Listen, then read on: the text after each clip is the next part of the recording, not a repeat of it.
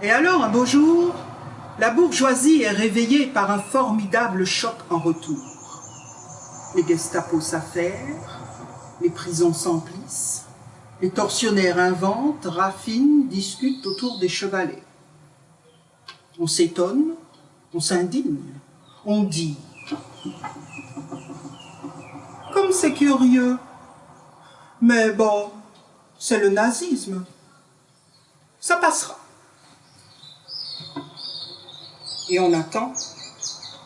et on espère, et on se tait à soi-même la vérité, que c'est une barbarie, mais la barbarie suprême, celle qui couronne, celle qui résume la quotidienneté des barbaries,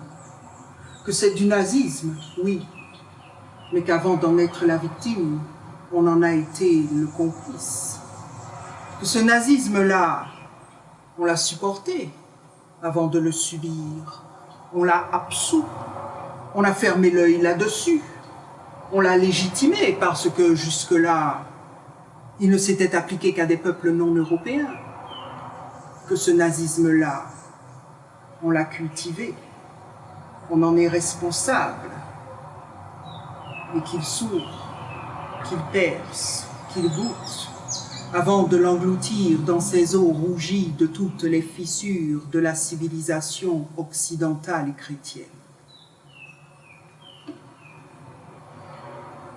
Oui, il vaudrait la peine d'étudier cliniquement, dans le détail, les démarches d'Hitler et de l'hitlérisme, et de révéler aux traits distingués, très humaniste, très chrétien bourgeois du XXe siècle, qu'il porte en lui un Hitler qui s'ignore, qu'Hitler l'habite, qu'Hitler est son démon, que s'il le vitupère, c'est par manque de logique, et qu'au fond,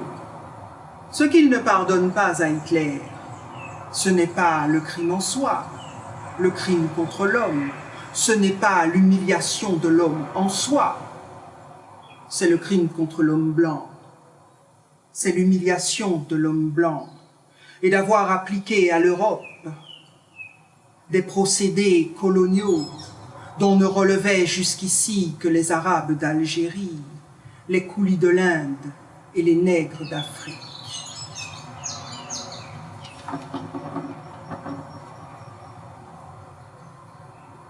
Et c'est là le grand reproche que j'adresse au pseudo-humanisme, d'avoir trop longtemps rapetissé les droits de l'homme, d'en avoir eu, d'en avoir encore,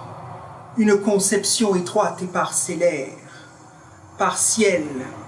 et partiale, et, tout compte fait, sordidement raciste.